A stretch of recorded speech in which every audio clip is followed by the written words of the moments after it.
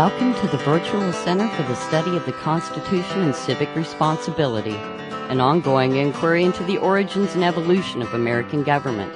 The Executive Director of the Virtual Center is Dr. Bill O'Brien. He's also the host of this discussion, and here he is, Dr. Bill O'Brien.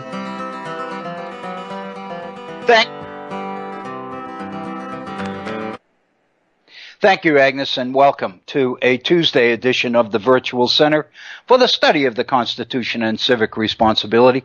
Today is the 24th day of October in the year 2017. It is a pleasure to be with you on this, what looks like a beautiful fall Tuesday. The temperatures have, here in Appalachia, now that the rain has gone through yesterday, have the sun's back out, and the temperatures are kind of in the normal range. I think it's in the low 50s this morning, and I mean it's beautiful. It's beautiful weather. It just seems it's 30 degrees colder than it has been, and I don't think we're quite used to it yet. But we will get used to it, I'm sure. We're in for a cold snap. It's very interesting because they were talking about the World Series beginning this evening in Los Angeles, and the temperatures in LA right now are over 100 degrees. It's just blazing hot out there, and they're anticipating. The game starts at 5 o'clock their time, 8 o'clock our time, in the East, and they're anticipating that the temperature is going to be about 97 degrees when the game begins. So that's quite warm, and again, you know, it's a so-called a dry heat thing, but at the same time, I heard somebody make a comment this morning and say there was one World Series game when the game started, the temperature was 35. So better this than that. So, but whatever. Welcome to this Tuesday edition of the Virtual Center. It's a pleasure to be with you today. I trust that everything is going well.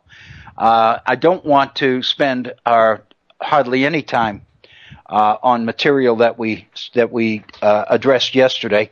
Since today is our Tuesday program, when we begin 30 minutes later than we do on Mondays and Wednesdays, we usually get a little bit of that time back by foregoing a break at the top of the hour. And of course, that makes sense since we're beginning at the bottom of the hour. We really don't need a break in 30 minutes. So we usually try to run through the entire 90 minutes, and that gives us back a little bit of the time we lose. I do find that I don't have I don't have really that much problem going beyond the half an hour. But on the other hand, on our regular programs, I feel the need to take a break in the middle.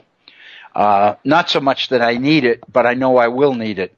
I just don't think that I could go the full 2 hours without a little bit of a break in between. So anyway, I look forward to hearing from you. If you do have conversation or comments on the issues that we've been dealing with. Yesterday, of course, we spent almost the entire program talking about higher education. We focused on the Bret Stephens piece in the New York Times last Friday on President Zimmer of the University of Chicago as being America's best university president. We spent the bulk of our program yesterday focusing on that particular issue.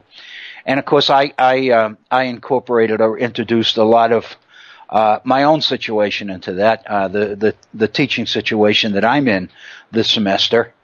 And we spent quite a bit of time talking about Jefferson and talking about the issue of slavery and the nature of the more controversial aspects of things like race and gender and and religion and the right to life, and these kinds of really sensitive issues that prominent founders like James Madison believe really had no business in our political dialogue. And what we, of course, see today is that they are the focus of our political dialogue, and that's creating part of, I think, an awful part, a large part of some of the problems that we see, that we have in our political dialogue today, with the divisions in our society becoming so wide and so firm, so unwilling to cross the aisle, and the degree of partisanship that exists in our politics is becoming extremely frightening. I think all of us recognize that. would like to make a comment too on that today. But more importantly, I want to urge those of you who might have comments on yesterday's program on the issue of higher education, on the issue of addressing controversial issues as part of our education mission. I really would like to hear from you on some of these issues, and I know Agnes is in the studio today, and if you call Bob Kincaid Horn on Skype, if you go in that way, you will be into the studio, and Agnes will be able to get you on the air very, very quickly. If you're not comfortable doing that, you'd prefer just sending me an email with your thoughts in it, or your ideas, or your comment, whatever that might be, and trust me to get these things on the air in your place. I'd be honored to do that. My email address is waobrien906@gmail.com. That's waobrien, OBRIEN 906, all one word, no punctuation, lowercase, at gmail.com. And I do call your attention to our Facebook page, and I will say that in the last 24 hours, I've posted a few things on our Facebook page, a couple of actually one link to a particular article that I'm going to deal with in a moment. But last evening, I put an item on there, and I've been, all morning long, I've been fielding comments on that particular item. It dealt, obviously, as so much of what we talk about and see on Facebook do. It dealt with President Trump, and it dealt with the whole issue of diversion. That really bothers me because, as I said in the posting, it appears sometimes, if you look at it this way, it appears that the president is an accomplished aficionado in playing the media. I mentioned toward the conclusion of the Facebook posting last evening that he's playing the media almost like a musician would play a symphony. And what that means is he's able to manipulate, he's able to divert the attention of the media where he wants it. And if the media is focusing on issues he'd rather not talk about, or he'd rather not keep before the American public, then he's very, very good at diversion, at doing something, usually on Twitter, that will shift the emphasis totally in a different direction. There's absolutely no question that happened in the last couple of weeks, when the conversation was focusing more than anything else on the whole issue of honoring the national anthem and honoring the flag, and concern of the president's attacks on the National Football League because of its toleration for football players on different teams taking a knee during the national anthem. And that really became the focus of media attention and the focus of conversation. And of course, if we think back and look at what the issue was that might have been the focus if the NFL situation hadn't come up, if the president hadn't emphasized that, the issue that I think was getting the most attention was the legislation on opioids that went through Congress and pretty much disarmed the DEA from clamping down on the pharmaceutical companies. That, in a sense, restrictions under the guise of protecting patients' freedom to gain access to pain medication. Legislation was run through Congress with not one single negative vote, and passed and signed by the president, and the president who signed it we must remember, was not President Trump, it was President Obama. Obama's signature, of course, came in the face of an argument that the American people who need pain medication have a right to it. And it's not fair to have such strict limitations on the issuing of opioids. And so consequently, legislation was written to restrict or restrain the DEA to the point that pharmaceutical companies were unleashed and were able to dump tens of thousands, if not millions, of pills on unsuspecting segments of our population. Here in West Virginia, for example, which I think is second in the nation's opioid crisis in terms of the numbers of deaths due to overdose,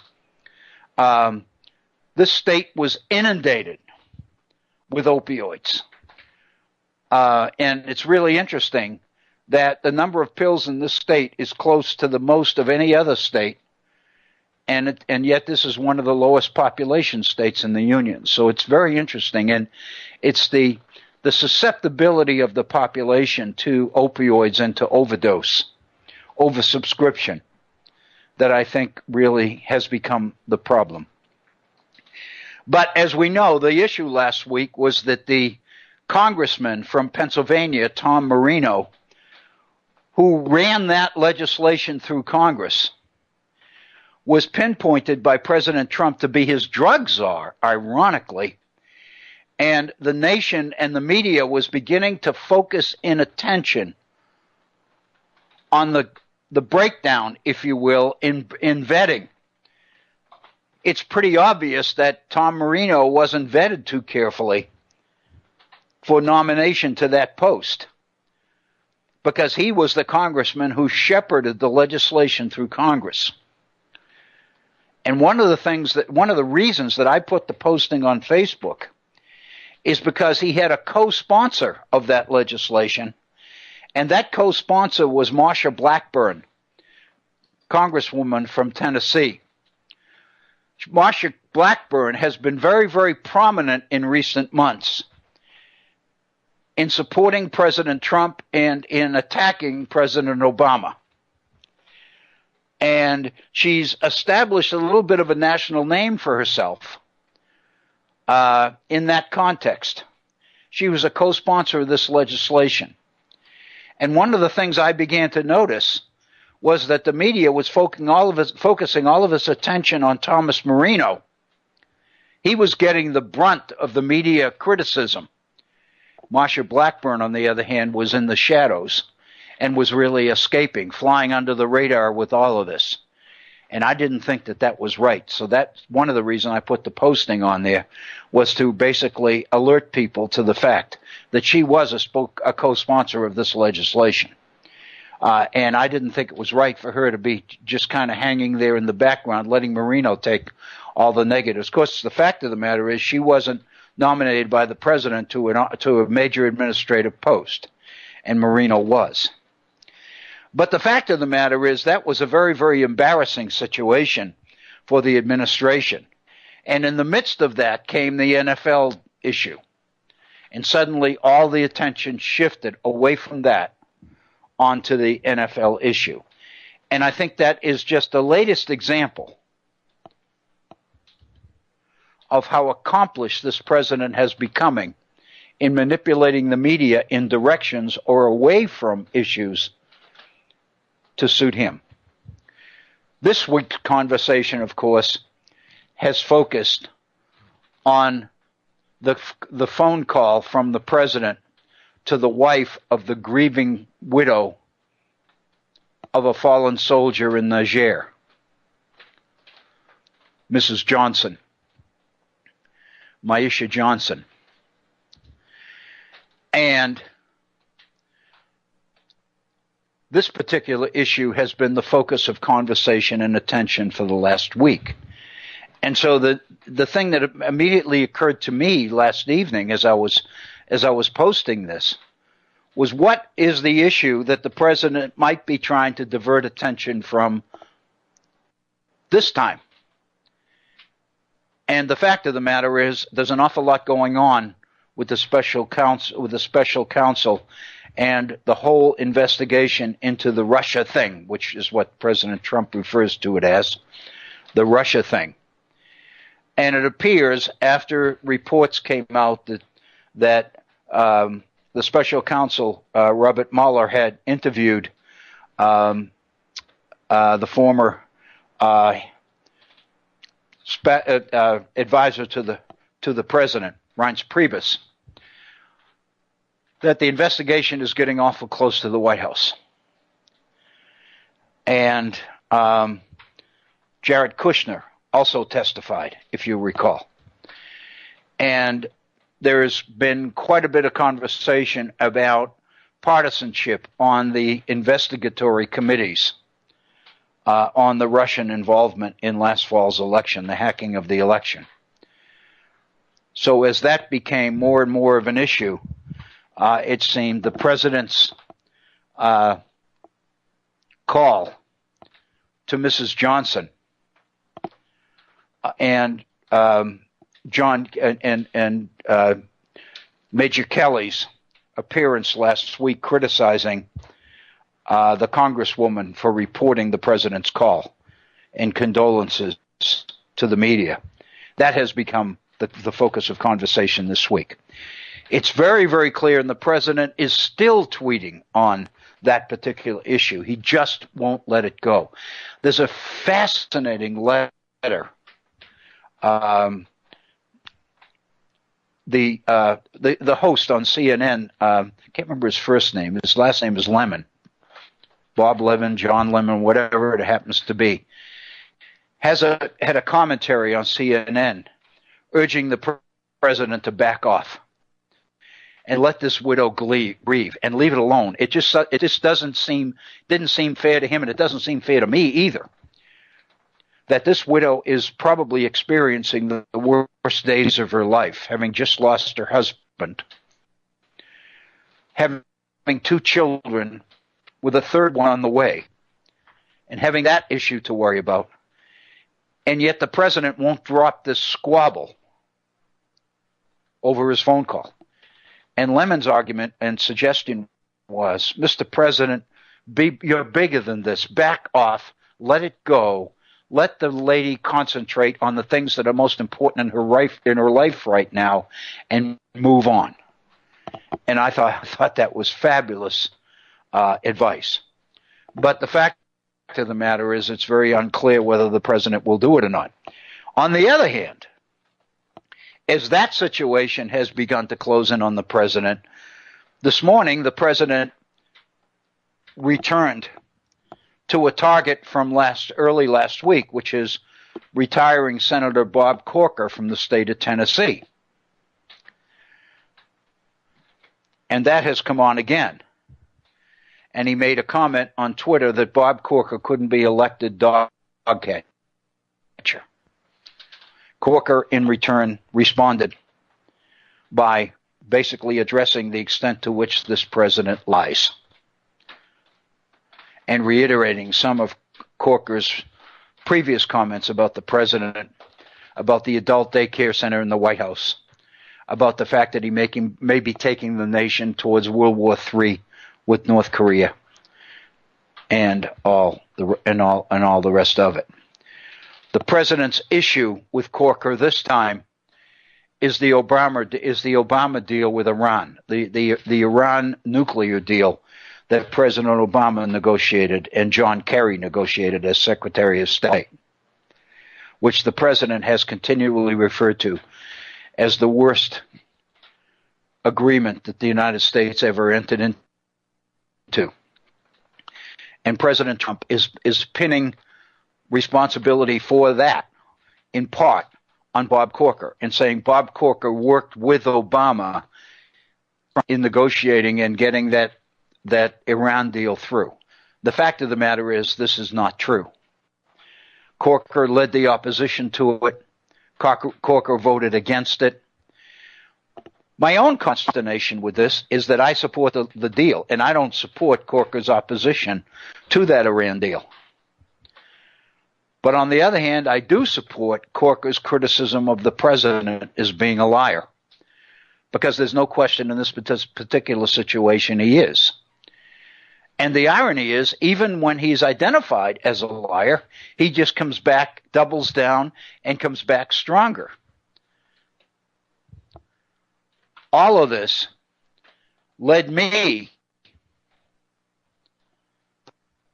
to yet another posting this morning, and that posting was focused principally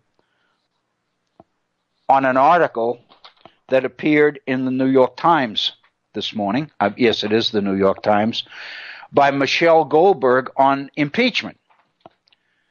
Several weeks ago, I put a fairly extensive posting on Facebook on impeachment, and I based a lot of it on a new book on impeachment written by Cass Sunstein, who is a professor at Harvard, and he put out a Citizen's Guide to Impeachment, in which Sunstein explains very clearly that impeachment is a political process more than a legal one.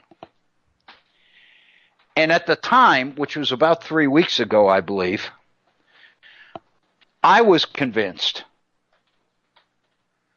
that there was too much focus being placed on the legalities of the Russia investigation, that most of the media attention and most of the focus seemed to be on whether, in fact, Mueller would find criminality in the behavior of the president or the behavior of the president's immediate staff on the Russia hacking issue and on the collusion issue. And the implication being drawn, the general conclusion being drawn amongst the general public and being perpetrated for the most part by the media, was that impeachment was a legal issue and that there had to be clear violation of the law before impeachment became a factor. Sunstein's book on the Citizen's Guide to Impeachment makes it very clear that that's not true. That impeachment is a political process, not a legal one.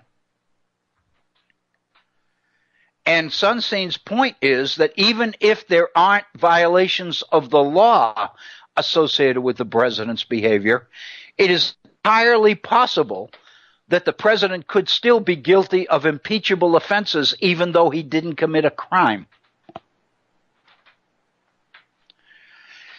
And that really broadens the whole issue of impeachment.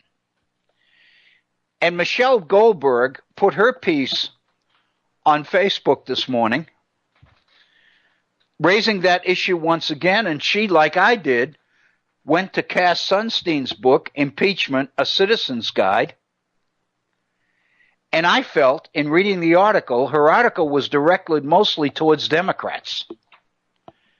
She was urging Democrats to embrace the impeachment issue in order to bring it to the forefront, if you will. And of course, her implication was, I believe, that if the Democrats don't get on some issue and begin to push it, they're going to lose this opportunity. The president is vulnerable. The Republicans are extremely vulnerable right now because of their inability to make things happen in Congress. But up to this point in time, the Democrats haven't really been able to take advantage of that. They really don't seem to have a program or a platform. They're not running for anything. They're just kind of seemingly hanging in the background, assuming that when people become totally disenchanted with Republicans and with the president, they'll turn logically or naturally back to Democrats. And Michelle Goldberg's position, and I think she's exactly right, is that they can't afford to do that. And so she's encouraging them in this article to begin to embrace the idea of impeachment. She cites, and on my posting on Facebook this morning, I also posted this, a Democratic congressman from California named Brad Sherman, made the point that even if impeachment is not successful, the mere threat of it might be enough to constrain the president's behavior. If he thinks that impeachment is a distinct possibility in his future, it's liable to control his behavior a little bit. As Sherman says, I'm hoping that if Trump is aware that he could be removed, that awareness constrains him to the extent that he can be constrained. And of course, that's the key issue with President Trump, whether in fact he can ever be restrained. And then we get to Cass Sunstein's book and the idea that impeachment is a political issue, not a legal one. And Sunstein, in his book, makes this argument, which I think is perfect. I think this is absolutely the perfect explanation of what the distinction is. Sunstein said, if the president decided to go on vacation in Madagascar for 6 months, that wouldn't be a crime, but it would be impeachable. For him to abandon the office for 6 months and go on a vacation somewhere, anywhere in the world, that would be justification for impeachment, even though it wouldn't be a violation of the law. And that's the distinction that Sunstein makes, and that's the issue that I put on Facebook this morning. And that particular piece by Michelle Goldberg lists a lot of the potentially impeachable offenses that the president could be accused of right now. The issue of North Korea, the numerous things that the president has done, withdrawing from the Paris Accords and the firing of James Comey and all the rest of them. I didn't even mention those because they're all in her piece, and I put the link on Facebook. But what I was focusing on this morning was the president's lying and the controversy, the renewal of the controversy with Senator Bob Corker of Tennessee on the Iran deal. The evidence is there. Corker voted against President Obama's Iran program, or the accord. And yet the president continues to insist that he didn't, and he was a major factor in helping President Obama get it through. It's a blatant lie. And that seemingly, the fact that the president would continue to lie in the face of evidence to the contrary, would seem to me to suggest something that could be considered impeachable. And that's really the reason that I put this particular piece on our Facebook page this morning. So there's a lot going on, I understand, and I think probably in coming days we'll have some conversation about this, but the president was headed for Capitol Hill today to meet with Republicans. And ostensibly, the meeting was going to focus on tax cuts. One of the things that Corker mentioned this morning in his rebuttal to President Trump's tweet was his wish that the president would stay the hell away from Congress, stay out of the tax cut business, and allow the professionals to do their business, to do their work. So it's very clear that there's a lot more going on in the relationships between the Republicans in Congress and the White House than meets the eye.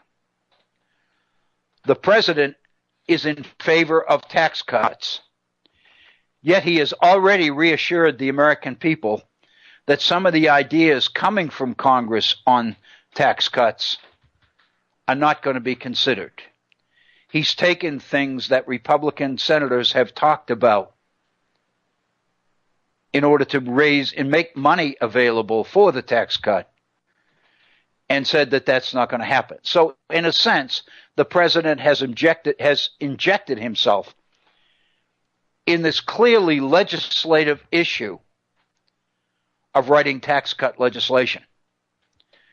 And Senator Corker criticized President Trump for that and said that he hoped that the president would kind of stay clear of Congress. Well, fact is the president's on his way up to Congress today, and Paul Ryan, Speaker of the House, said that he was glad that he was coming and all of this. So we don't know what's going to happen, but it looks like it might be a very interesting afternoon on Capitol Hill today. So the news at 11, I guess we'll say. You know, there's absolutely no question that this president totally dominates the news day, and he makes sure that he does. He begins tweeting first thing in the morning, and when the morning news shows come on, he's already created a lot of news. And he basically seizes the front page of every newspaper in the country before most people even wake up.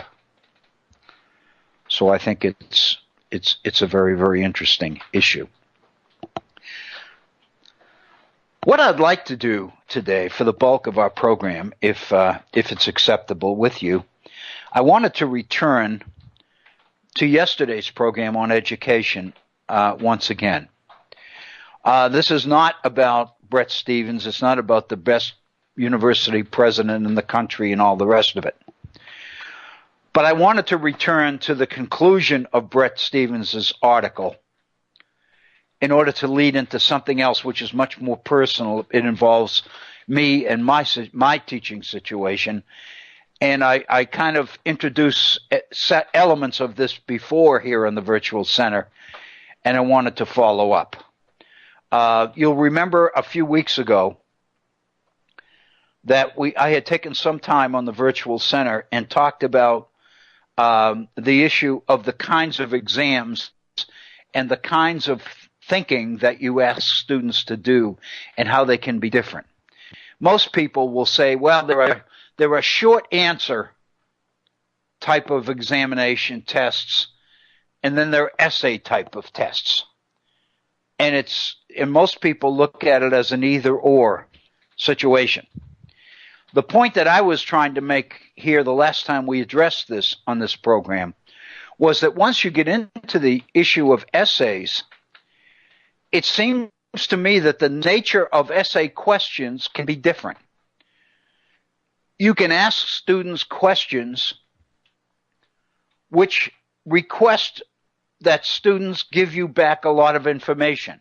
In other words, that they be able to demonstrate their command of information on a particular topic or on a particular period. But you can also ask the kinds of essay questions that really seek to go at whether, in fact, students really understand some of the major issues of the period. And whichever kind of essay exam you're giving really is determined to a significant degree by the way students are asked to answer these questions. And what I mean is, if you're giving them an in-class exam where time is a key factor, where students are only allocated a certain amount of time to answer a particular question or to take the test, then it seems to me that very fact, the limitations on time, pretty much dictate what kind of questions you can ask and what kind of questions you can't. You can't ask broad global questions that take in a lot of issues and require that students spend a lot of time in reflection and organization of information in order to answer a question. They don't have that kind of time. The very issue of time almost dictates that you ask a question that just asks students to regurgitate information. In effect, the essay exam becomes nothing more than an extended version of the short answer test. It's the same thing in written form. Instead of asking students to fill in blanks or use matching items. Have a phone ringing here, and I apologize for that. Instead of asking students to fill in blanks and respond to true or false questions or link up matching terms or those kinds of things, Instead of that, you're asking students to write out the information in sentence form. But it's still information driven. It's still information focused. Doesn't require a whole lot of thought, because really what you're testing more than anything else is whether in fact students are familiar with the information in question.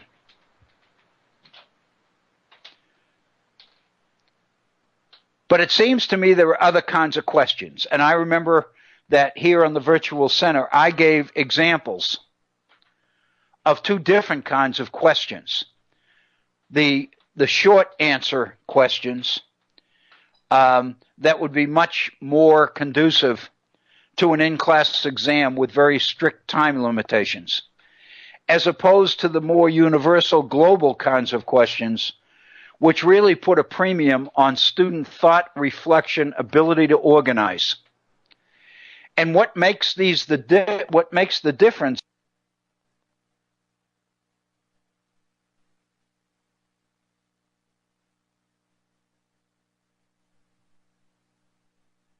give them the questions, and then you require a certain amount of time. I can remember when I was in graduate school, we had a final exam in a graduate course this way.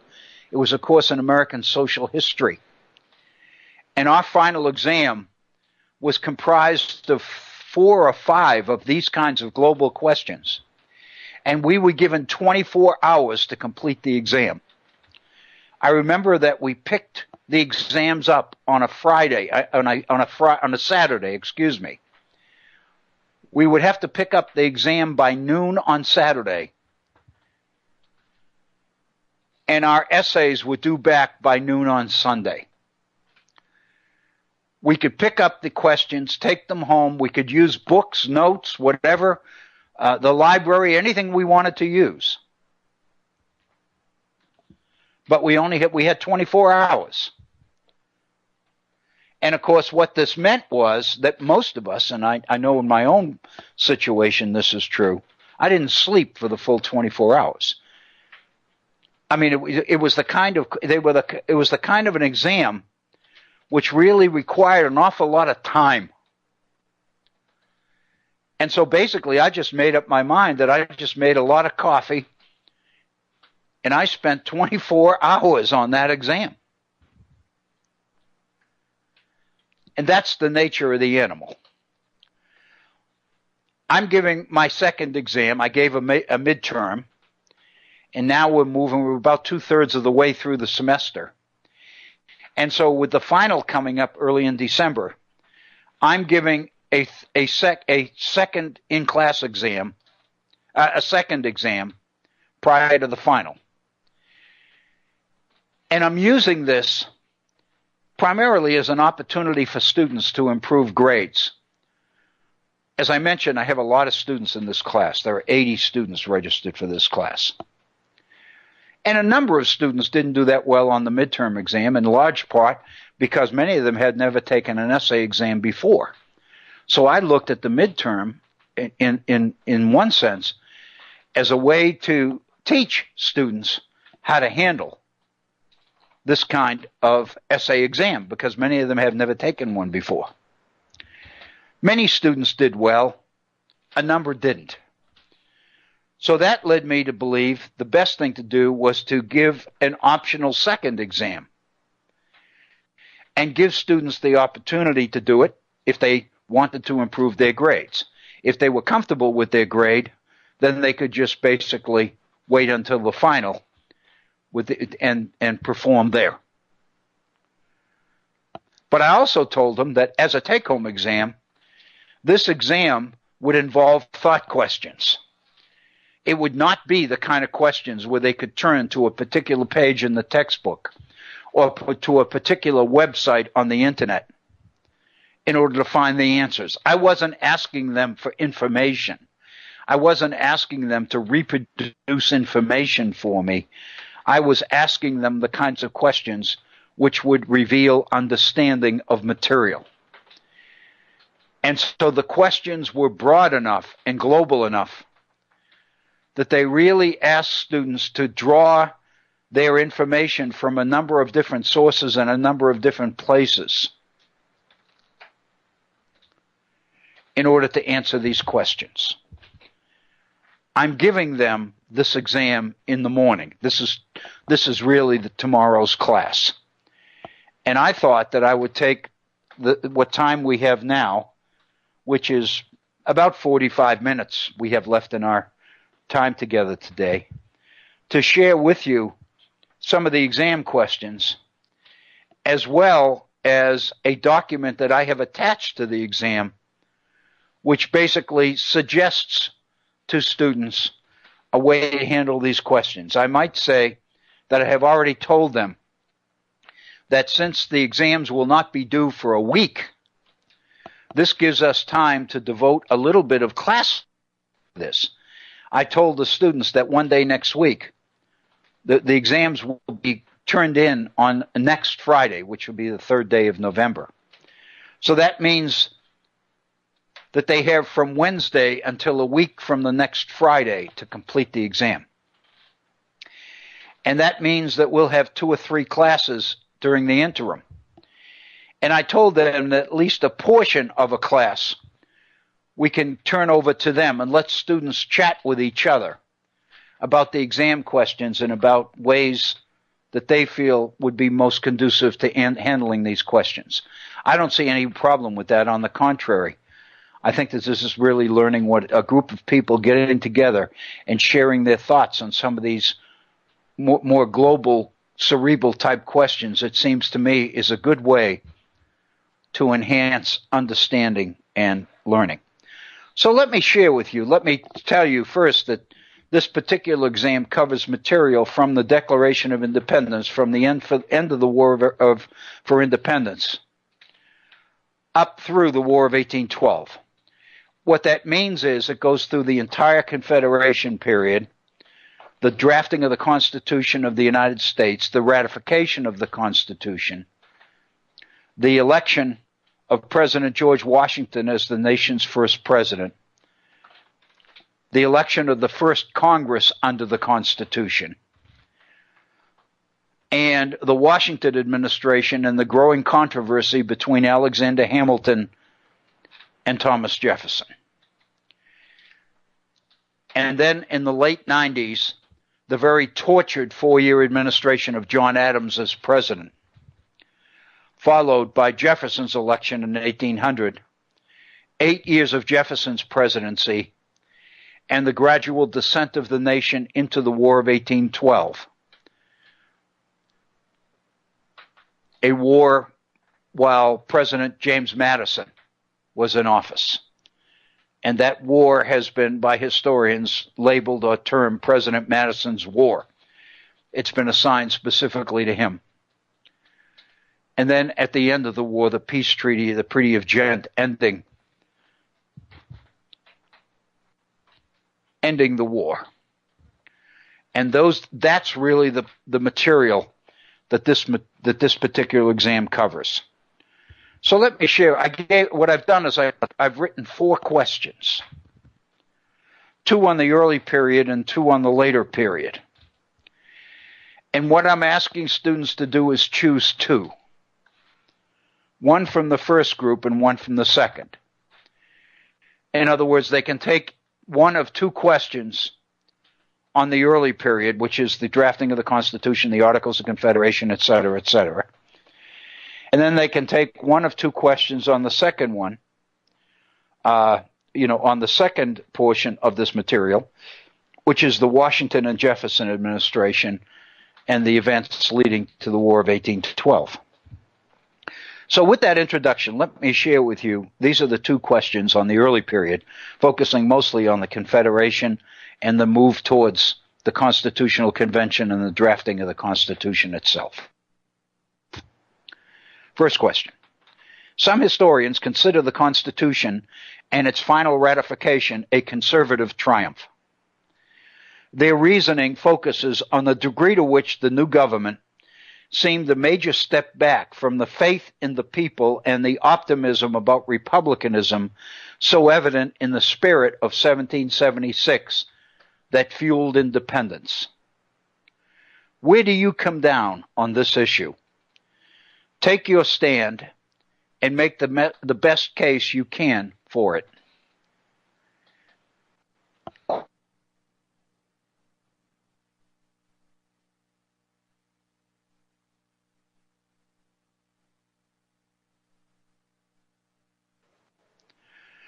the connection or the interest between Republican government and citizen virtue, and the assumption that that virtue was there in people, and that the people would seize the opportunity that republicanism offered and run with it, may have been overly optimistic. And so consequently, Madison, Hamilton, and the others believed that the structure of the articles, which made all of this optimism possible, had gone too far, and that what was necessary was to kind of build in constraints. And the Constitution of the United States was drafted with that objective in mind. That's the first question, is to take a position on that particular issue and defend it. The second choice in this particular period obviously deals pretty much with a lot of the same information. Here's the way this is phrased. The way people viewed government and the impact they believed that it had on individual freedom determined the kind of government they supported and the power that they were willing to give it. Those Americans most excited about a republic seemed to focus more than anything else on finding ways to keep government under control, making sure that people always controlled government so it would never be able to infringe on their freedom. James Madison was one of many who believed people's distrust of government had gone too far. That human nature being what it is, there was too much temptation by too many people to abuse freedoms they had won and political influence they'd been given, and that the very future of the nation was in jeopardy by the late 1780s unless something was done to fix the situation. This scenario would seem to many to explain best what the call to the Philadelphia Convention in 1787 was all about. Are you one of these people? If not, what evidence do you see to refute it? This focuses specifically on the call for the convention, the reason for it, and how the convention basically addressed these concerns. Students are required to select one of these two questions and answer it. And I also remind you that this exam itself is optional. Students don't have to do it. But I trust that a number will. I'm guessing probably something in the area of half of the students will do this. Here are the two questions in the second half of the exam in Group B. First question. In what ways might the principal issues and controversies of the Washington years, 1789 to 1796, demonstrate that the politics of designing a government on paper, writing a constitution, is one thing. Implementing it and using it to build a nation is quite something else. To what extent might one argue that George Washington, war hero and trusted leader, was perhaps the main reason the new nation was able to weather the storms of the early 1790s? In other words, what I've asked students to do here is confront the difference between drafting a constitution and actually making it work. And then I've asked students to consider the personality of President George Washington, the only president ever elected unanimously by the Electoral College. If George Washington hadn't been there, would the nation have even made it through the first decade of its existence under the Constitution? That seemingly is the question. And here's the second one. Although the horrors of civil war in America were far in the future when war broke out again with Great Britain in 1812, There were already clear evidences that holding the nation together would prove a huge task for America's leaders. Sectional divisions had surfaced as early as the 1770s, when independence was being debated.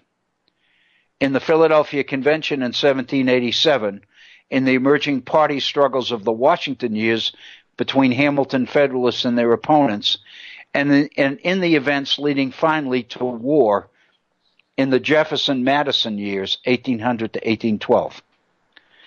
Some historians of the Civil War argue that conflict between North and South was inevitable, that it had to happen, they believe. From your reading of this earlier period, would you agree with them? Or do you see places where the leadership might have improved the odds of weathering the growing sectional storm? Translation: if you focus on the issue of sectionalism during this period, how possible was it to make the kind of adjustments that would prevent the Civil War from ever happening? Obviously, they didn't do it. What I'm asking is, were the opportunities there? And if so, what were they? Every one of these questions really involves collecting the information. The purpose of this exam is to give students the experience of actually writing history. In assembling the information they need to answer their questions, they are in effect practicing historians. Assembling the information to answering these questions is in effect historians doing their research, collecting the information. And then finally, after it's all collected, they sit down and write history from that information, based on that research. This is the kind of exercise that more than anything else requires time. And I think students have adequate time.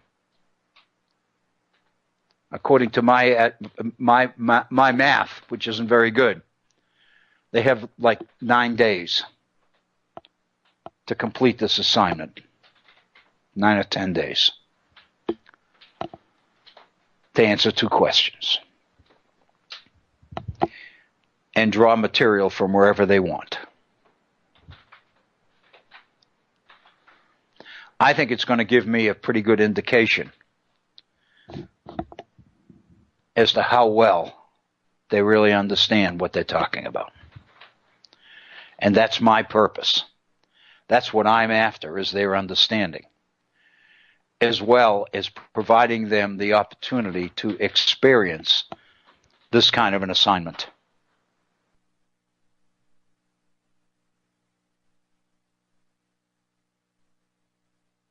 Alive. I asked questions by a couple of friends just to give them an idea of what I was doing and asking for their feedback. One of the responses I got, well, you may have 80 students in your class this semester, but you won't next semester. So I don't know. Anyway, what I've done, I've attached a second page to this assignment, and I wanted to share it with you because this is something I put together as well. I call it recommendations for approaching these questions. In effect, it's a primer on how to attack an essay exam. And what I've done, because you now are familiar with the questions, so you know the kinds of questions these students are being asked to answer. So now here are a few thoughts or ideas that students might employ, and I make it very clear that this is their exam, and these are only suggestions. And I feel the need, since these are beginning university students, I feel it's imperative to give them these suggestions because I don't think it's fair to send them out and do something they've never done before without any idea of how to do it. But at the same time, I have to value or to respect the fact that this is their assignment, these are their questions, and they obviously are free to address them the way they choose. But in making these suggestions, I believe I'm giving them some ideas as to what I'm looking for in the answers. And so what I'm saying is, if you want to get a good grade on this, you better think about making sure that some of this is in there. So let me share with you some of the things that I've said in these recommendations. This is the first one. Clearly, these are designed to be thought questions. The answers to them are not to be found in one certain place, in the textbook, online, or anywhere else. They were composed expressly for this class, for you. A chance to pull together your thoughts on some of the most important issues we've addressed this term. How you frame the question. How you determine exactly what each question is asking you. How you determine what particular information belongs in your answer. All of this contributes to the quality of your response. In other words, what you write is not the entire issue here. What actually you choose to put in it is significant, because it tells me how well you understand the material you're writing about. So what you put in it is important. What you choose not to put in it is important. All of that is significant, and I want students to recognize that. The second issue. Like assignments we've worked on already, it's important to identify, and then in parentheses I put, a brief outline that you create for yourself can help. Close parentheses.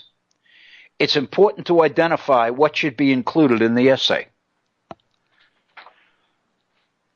In other words, you need to give yourself time to think through the question, think through the material we've covered in the textbook, in class lectures, various other things. Think through the issues as you understand them, and make your determination as to what belongs in this issue, in this question, and what doesn't. And once you do that, you want to make yourself a little outline, a little list.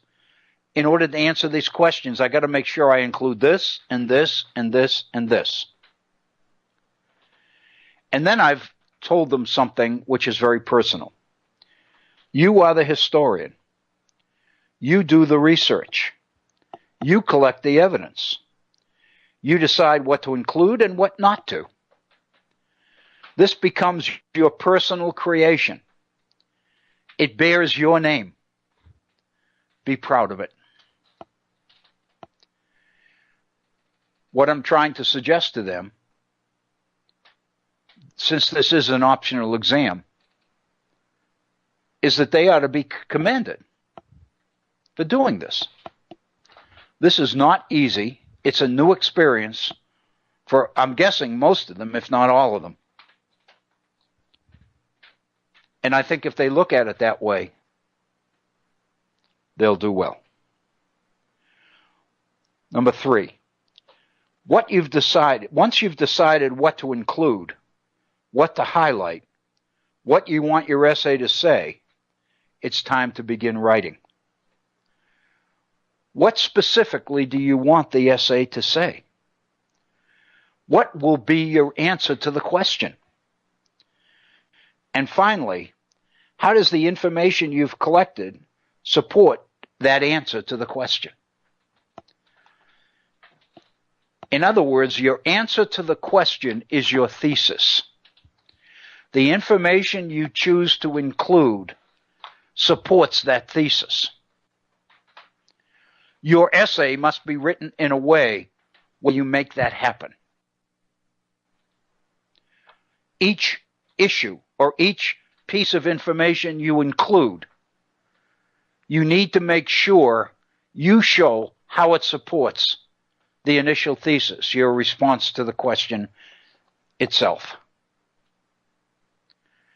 And in number 4, I've flagged this by saying a very important consideration.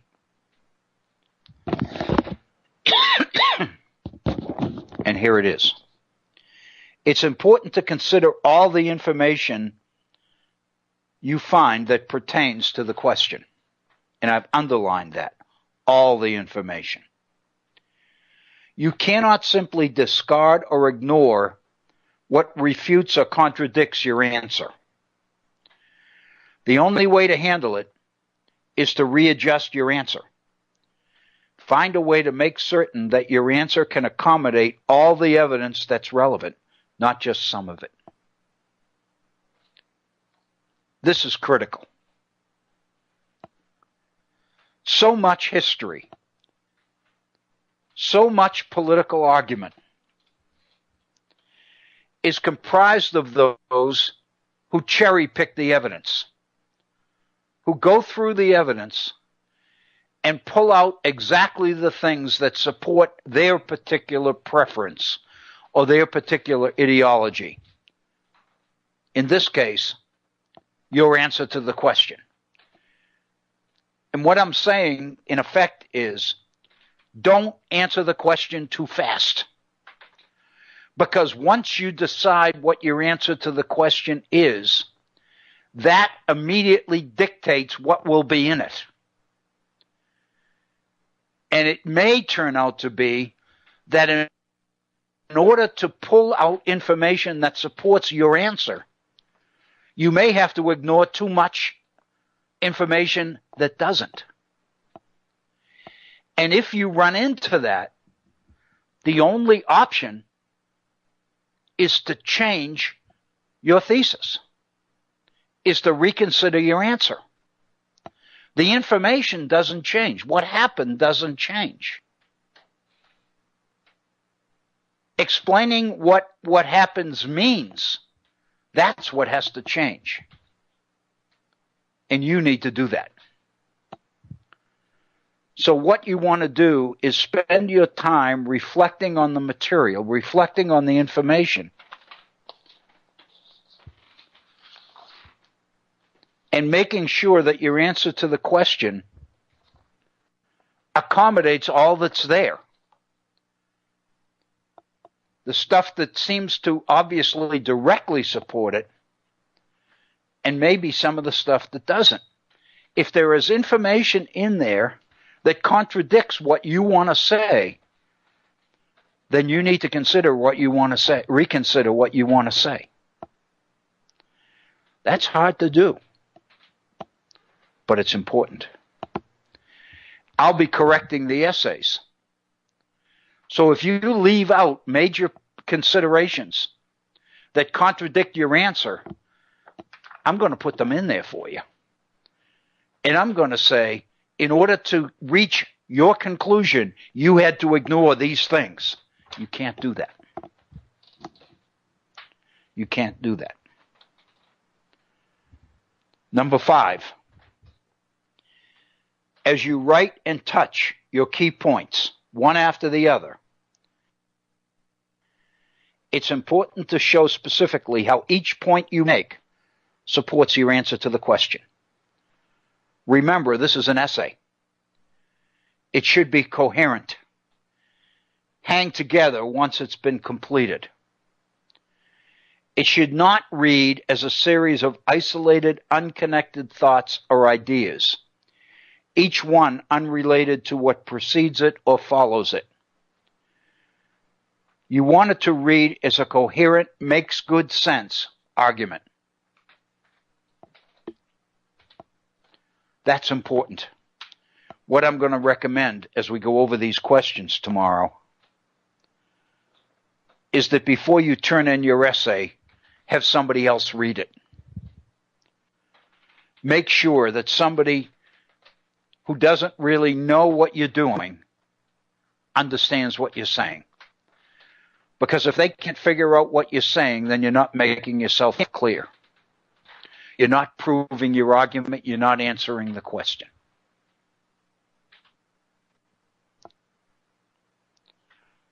And this is the last item.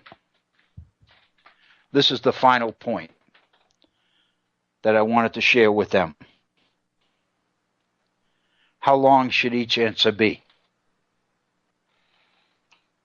Students are obsessed with that because they assume that if it's long, it's good. If it's short, it's bad. I mean, there isn't a tendency. We do this the way we educate our students.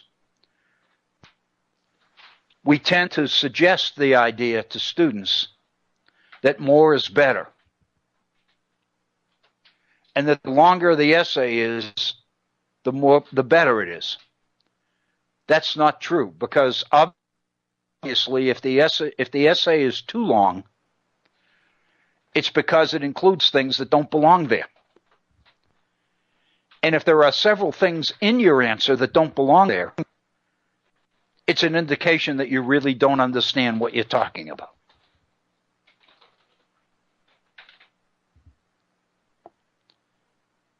So how long should each essay be? Long enough to say what you want it to say and no longer. Seriously, you don't want your essays to run on forever, including everything that you think might belong there. What's in it indicates how well you understand the subject for sure. But information that has no place in it indicates confusion on your part, lack of understanding. If you find yourself running beyond 3 typed pages on these questions, it's likely you're including things. It's not the kind of an assignment or paper that you can do at the last minute. If you choose to do it, you ought to be commended for it. Anything that I can do to help you do it, I don't hesitate to ask. And that's what tomorrow's class is going to be. I'm a little bit nervous about it for obvious reasons. I want students to do well, but I want them also to be challenged. I know that by not challenging them, I can ensure that they'll do well. But the fact of the matter is, that's not really doing well. So in a sense, I'm very comfortable with this kind of an assignment.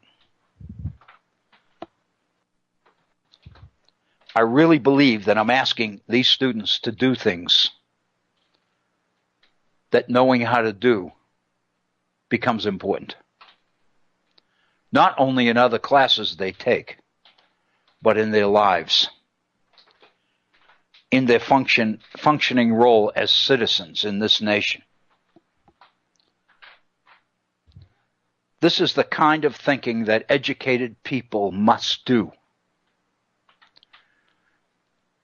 If you believe that Republican government succeeds or fails based on the quality of what the citizens put into it, which is exactly what the founders believed, they said that, then by definition you are assuming that a Republican government becomes successful the more informed its citizens are. This is a university class. The students in this class are tomorrow's most informed citizens. If they can't do this, nobody can. I guess what I'm saying is the future is in the hands of these people more than anybody else's. It's important to prepare them for that responsibility. I see this exam as contributing to that goal.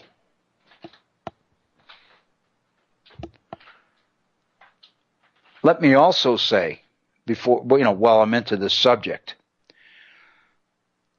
let me also say that I've done a lot of thinking as I've looked at these questions and I've looked at the recommendations as to how to answer them.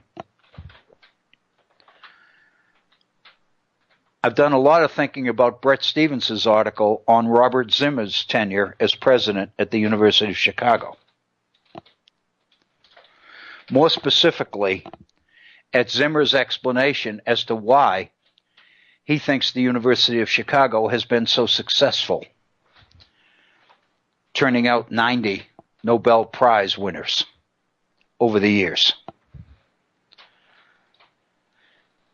Zimmer's answer, or explanation, if you will, about the quality at the University of Chicago, I think is reflected in this exam. As I've thought about it and looked at it, I think that this exam corresponds quite well to the issues and the thinking and the approach toward higher education that Zimmer defends.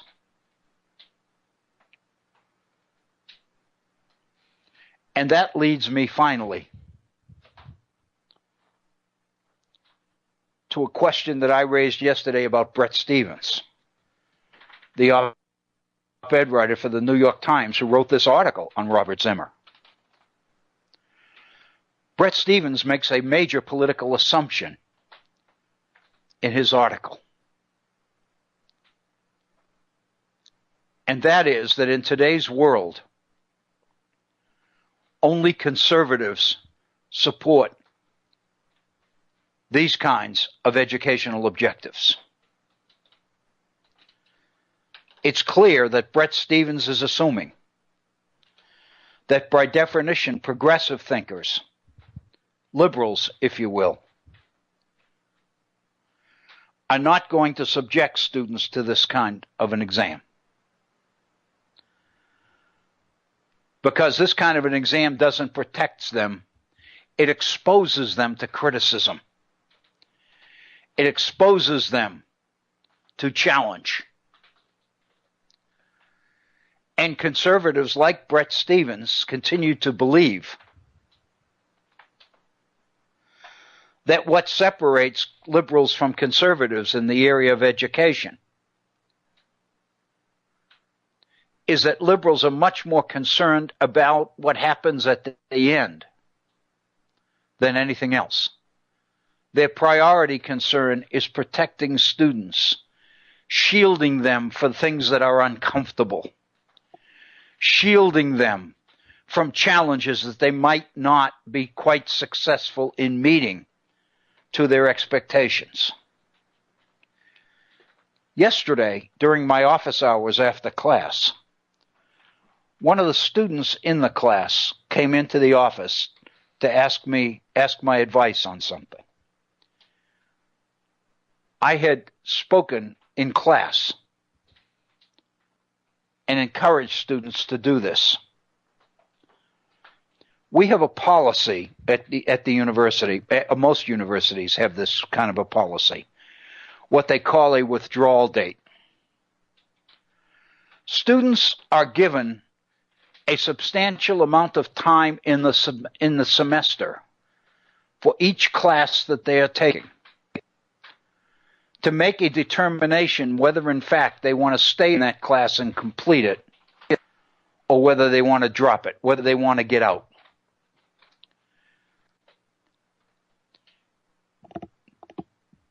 In this particular university, the drop dead date, the end date, if you will, for making that decision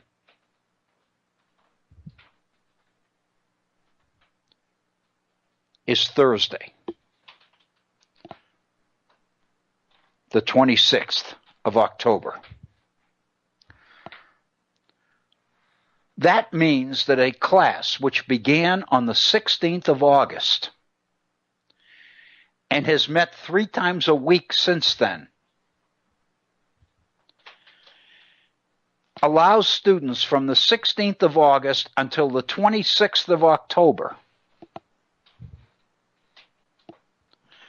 to make a decision whether this is a class they want to complete or not.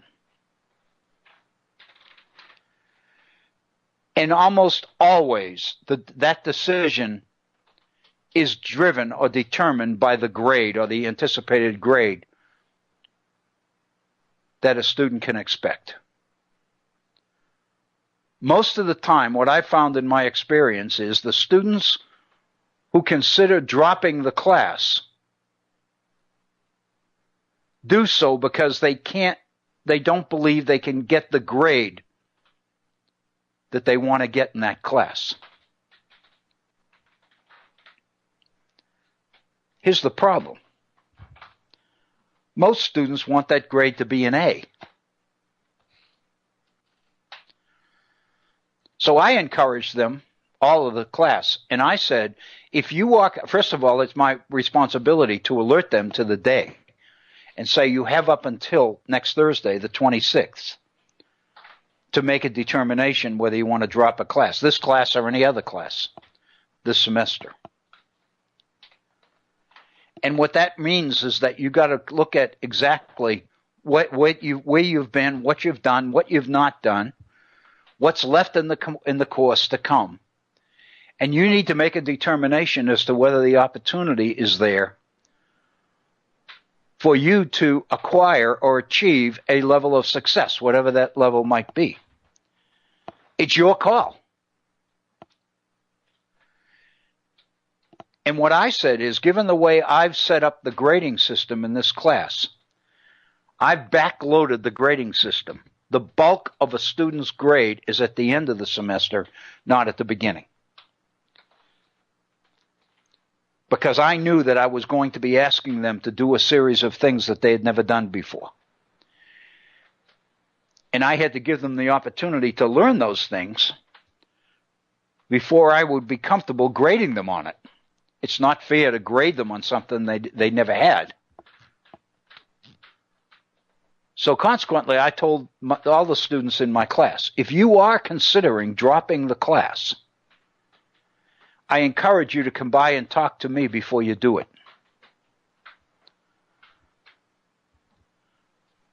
I may try to talk you out of dropping it.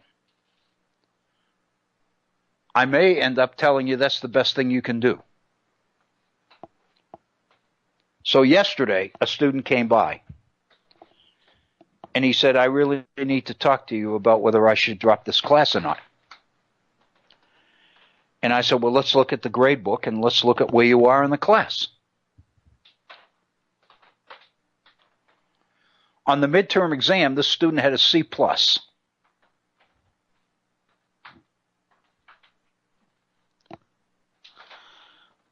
On the last take-home assignment, the student had a B-.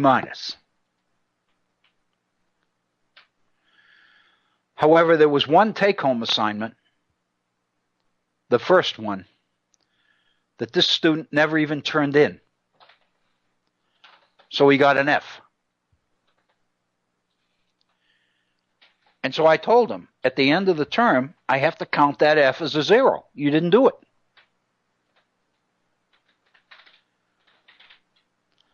But on the other hand, I'm giving you an optional paper to do.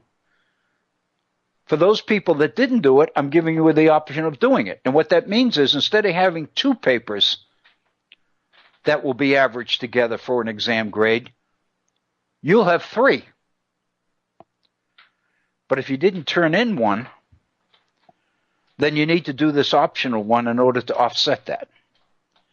So what I was telling him is, even though you didn't do the first one, you have the opportunity to do the optional one. And you got a B- on the one you did. So basically, if you can get another B, that means you got 2 B's and a 0, which means you've effectively wiped out the negative impact of that F on your overall grade. And that takes us back to the midterm. And you've got a C+. What I told him is, if you do this optional exam next week, if you can get a B, even a B-, you'll have a B in this class going into the final.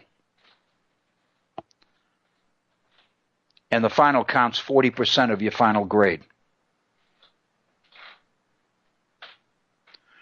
with a superior final, you could actually get an A in the course. Chances are, with a fairly good performance on the final, you'll be able to hold that B. You don't want to, I told him, you don't want to drop this class, not with a B. And you know what his response was? A B grade is okay, but I want A's.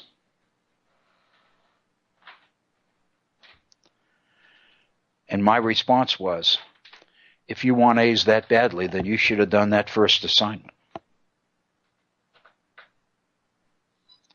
The fact that you chose not to do it negated your opportunity to get an A in the class. Likelihood is you sacrificed your shot for an A in the class. Now you're thinking about dropping the class after it's already 2/3 gone by, and you've got a fairly good shot at getting a B in this class, and you're not going to take it because it's not the A which you're responsible for not having? I think you need to rethink your goals. You're not being fair to yourself. You're not giving yourself a chance. But after that meeting, when he left, he said he was going to stay in, by the way. But after that meeting, I thought, my heavens, we've got some real issues. I mean, we have students who believe that if they don't get an A at the end of the class, it's an F. They believe that this is a pass-fail system. If you don't get A's, then anything else is an F, which means you're not going to be able to get a job, which means you're going to be denied access to your career of choice and all the rest of it. We have done awful things because what we've done is create a situation where students all over our campuses in higher education are dropping classes because they don't have A's. And then they look for easier classes that'll give them a better shot at getting those A's. But then the question is, what are those A's worth? Do they mean anything?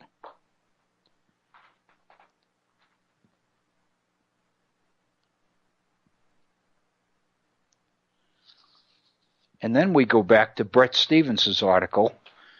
The final issue on Bret Stephens' article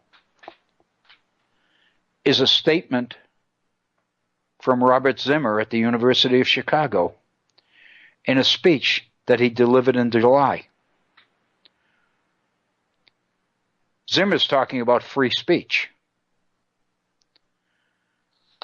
And Stephens makes the point that Zimmer's speech made clear that while democracy does not rely 100% on free speech, free speech is our salvation from intellectual mediocrity and social ossification. The issue of inclusion is the key. Zimmer asked the question, inclusion into what? An inferior and less challenging education? One that fails to prepare students for the challenge of different ideas and the evaluation of their own assumptions? A world in which their feelings take precedence over other matters that need to be confronted? These are not, Bret Stephens says, these are not earth-shattering questions, but they're the right ones.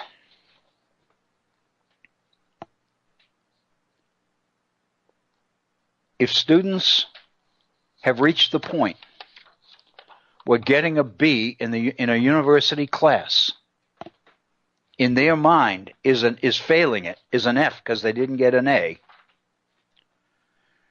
then what that tells me is that they're obsessed with the final grade.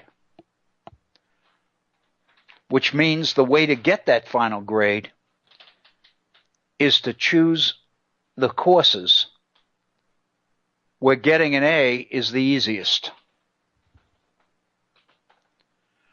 which means they will reach their goals in terms of a perfect grade point. But what will it mean? It means very little.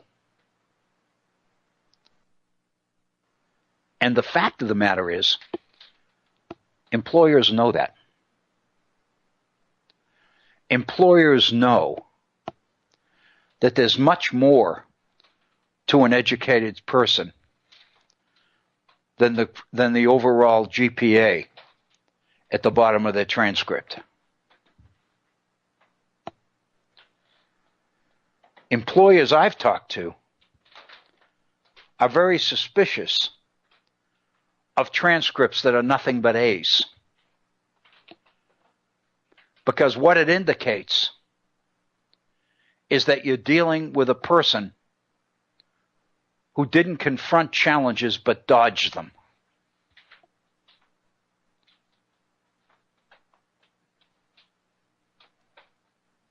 And allowed their priority of covering their own butts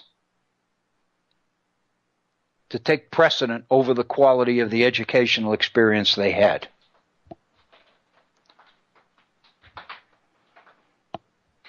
I would argue that reputable employers, the ones that are really after good people, recognize, with a very few exceptions, that the really good ones are not the ones with perfect transcripts. The really good ones aren't perfect. They're the ones that stumbled a few times, but were able to get up and move forward and move on. And the transcript may reflect a few of those stumbles.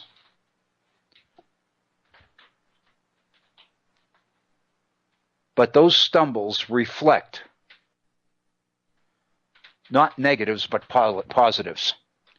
They speak to the quality of the person standing in front of you. That's a message that I believe we need to deliver to our students. We need to find a way to convince them of that. It frightens me to believe that people who are going to be in positions which this world, not just this nation, but this world, will rely on for their expertise,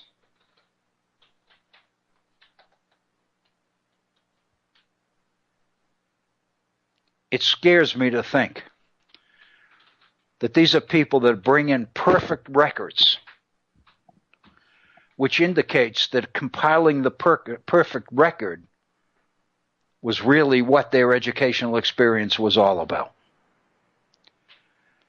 If they could have sat home and not gone to class at all and gotten the A's that way, they would have done it.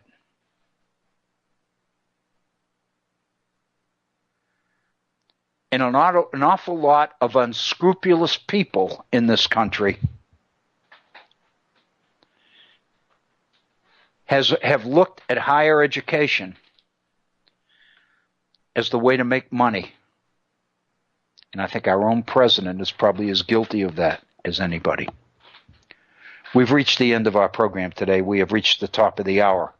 I want to thank you for tuning in to today's edition of the Virtual Center. I invite you to come back tomorrow. We'll be on at our regular time, 1 to 3 p.m. in the East on Wednesday, tomorrow, the 25th day of October. This is Bill O'Brien. I hope you have a wonderful evening. Be kind to each other, and thank you.